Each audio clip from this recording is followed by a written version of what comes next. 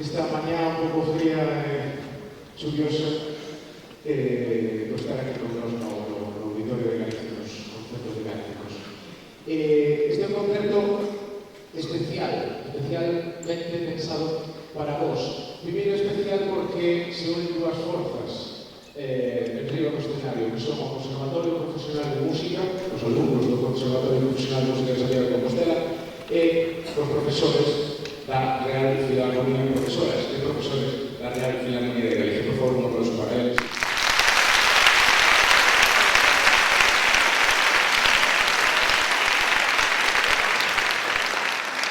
É especial tamén porque suponho se vos daredes conta de que xa hai algo especial arriba do escenario, non? Non é unha cousa habitual de unha orquestra tocando de pé. É unha cousa que se facía moi habitualmente, era moi común na época do compositor que agora que nos estamos interpretando. O compositor, se o sabedes todos, é Schubert, é a súa quinta sinfonía, que acabades de escoitar o primeiro movimento. Este compositor iniciou, digamos, a etapa, poñelo así, moi esquemático, digamos, iniciou a etapa do romanticismo na música. E sobre todo foi conhecido como un compositor de cancións, curiosamente. E iso foi o que máis deu fama no seu tempo. Esta sinfonía que estás a escoitar cumple exactamente este ano 200 anos desde a súa estrela. Estreouse no 1816. E para nese tempo, Schubert tiña 19 anos. Esa era a quinta sinfonía e levaba xa centos de cancións. E era moi coñecido, sobre todo, por esas cancións. Por que insisto nas cancións? Porque imaginadnos unha persoa que viveu hai 200 anos e que sigue tendo unha influencia ata o día de hoxe. É dicir, incluso na música pop. Dios el día en que vos, a mellor, eu tampouco tuve que buscar alguna melodía sonábame, pero tuve que ir a comprobar. E veredes, incluso as cancións de hoxe en día están influenciadas tanto porque versionan directamente a Schubert ou porque se influencian na maneira que tiene Schubert de compoñer esas cancións. Eu invito vos a que cando cheguedes a casa ou cando estedes enviando un ordenador, poñades dúas palabras, dous nomes. O primeiro é Beyoncé, que xa sabedes todos quen é, e o segundo é Schubert. E veredes o que aparece. Van a aparecer os certos resultados. Simplemente non vos desvelo cale para agarrar un pouco o misterio, pero veredes e imaginadevos un rapaz de 19 anos que hai 200 anos estaba compoñendo música e que 200 anos máis tarde artistas internacionais de hoxe en día se inspiran en él. Un auténtico xenio. E por eso tamén quixemos transmitirvos esta música a vos. Agora vamos a escoitar o segundo movimento. Justamente vos falaba das cancións un pouco por eso. Veredes que este é un movimento lento da sinfonía, un movimento moi inspirado para a letra canción, e sobre todo fijarnos na estructura, non? Porque ten un par de temas que se van repetindo. É dicir, e cada vez que que se repiten sempre con unha pequena variación. E volvo outra vez a las cancións. Escoitar as cancións todas que escoitamos hoxe en día, prácticamente todas levan esa estructura. Non é só grazas a Schubert, é evidente, pero sí que Schubert foi o primeiro que fixo da canción un xénero tanto non só popular, senón tamén de culto. Sen máis, o segundo movimento para todos. Moitas gracias.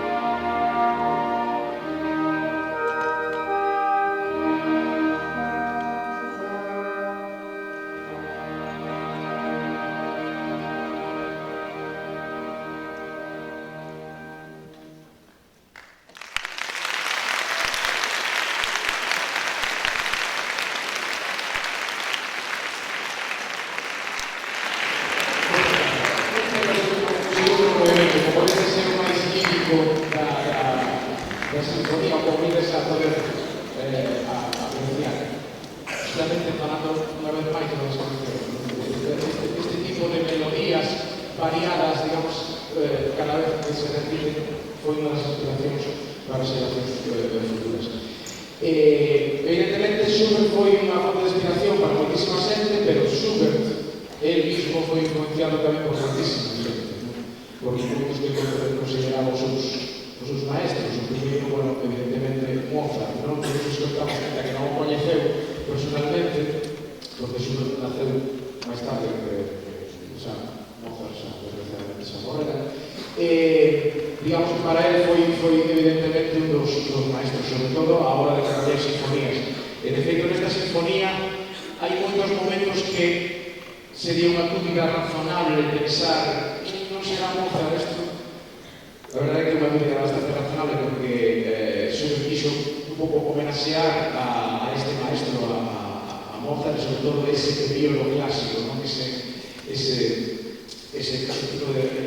Esa manera de compoñer do período clásico.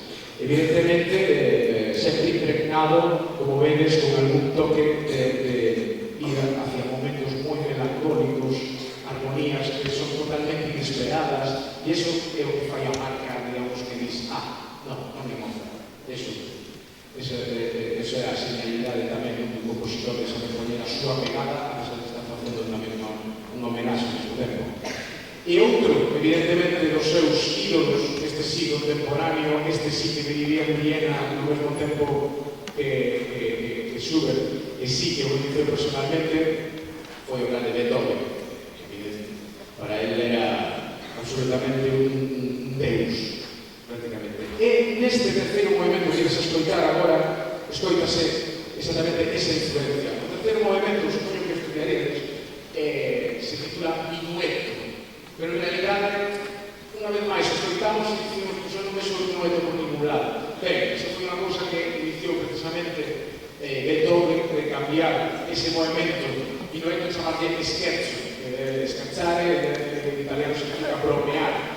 E volvese un terceiro movimento, en vez de unha danza, digamos, cortesana e amable, volvese algo moi potente, algo con moita potencia, non moi forte, tanto de sentimento como de escritura. E eso é a influencia directa do cambio que fixo Beethoven. E por ese lado tamén Schubert aquí lle fai unha homenaxe. Ainda que a segunda parte deste scherzo, sempre un movimento que trío, veredes que é moi etéreo en contraste. É dicir, temos un movimento moi apaixoado, e daí tamén que eso se soinaba o iniciador do movimento romántico, e por outro lado temos un momento de calma, un momento un pouco máis etéreo, lírico, e de novo, unha vez máis, a potencia. Vamos a escoitar o terceiro movimento.